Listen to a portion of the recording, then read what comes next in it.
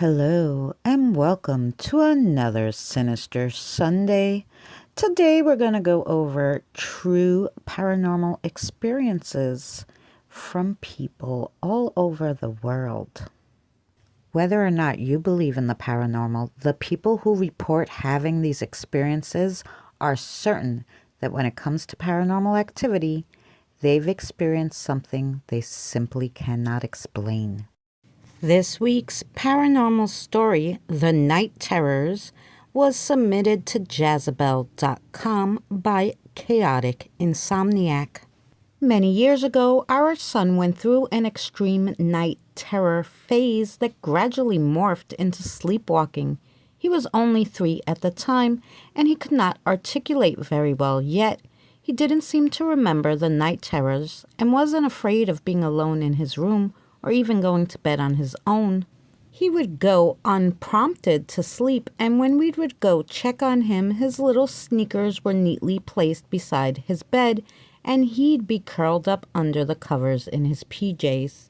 The night terrors became so bad, we started having him sleep in our bed with us, preventing these episodes altogether. For weeks, we did just that.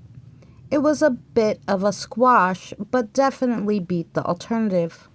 But shortly after we resorted to this fix is when the sleepwalking begun. One night I felt him climb over me, and I groggily assumed he was just going to the bathroom, and I fell back asleep almost instantly. I woke up to his terrified screams, disoriented about where he was. Then my husband found him shaking uncontrollably next to his bed, eyes dilated and blank with horror. We carried him back to our bed, holding him close and waiting for him to fall back asleep. This continued to happen on and off for weeks before my mom brought a lady who was a self-proclaimed witch doctor. She came to our home and cleansed it.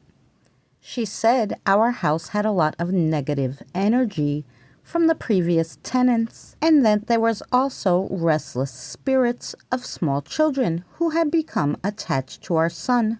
This was all horrifying to hear.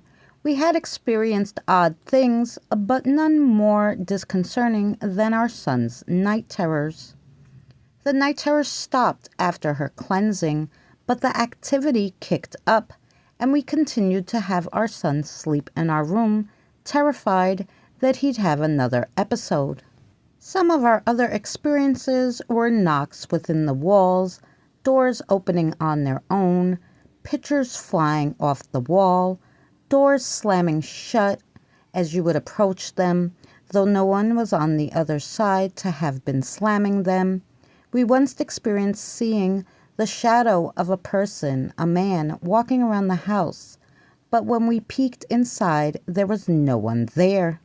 The last straw happened when both of us had the same nightmare. We woke up drenched in sweat and seeking comfort from the horrifying dream, only to tell it and realized we'd been dreaming nearly the same thing.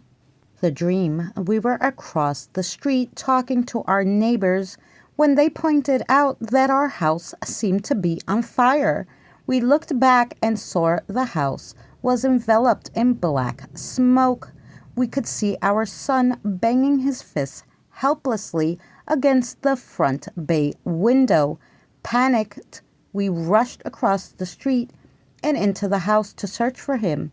In my dream, I found him and held him tight to me as I ran back outside, only to realize it was a bundle of his blankets in my arms and not him. I stared back into the house and watched it collapse in a fury of flames. Then I woke up screaming. My husband dreamt that as he went into the house, he could hear my son crying out for him, and he couldn't find him. Then he heard a soft "Daddy," and when he reached down and grabbed him to run outside, he realized our son felt very light in his arms, and when he looked down, he saw he was holding only a teddy bear. Needless to say, this rattled us even more. We promptly moved out, staying in our parents' small guest room until we could sell the house. It wasn't on the market long, And wanting to be upfront about our experiences, we told the buyer against our realtor's advice. He was a much older man who planned to use it for a rental property and waved our experiences off as nervous nonsense. Do you have a paranormal experience you wish to share? Please contact me on Messenger and I'll be happy to share your story. Thank you again for watching another Sinister Sunday. And if you're not subscribed, consider subscribing, like this video, and share it out. Please check out our Sinister Sunday playlist for more content like this. We'll see you next week.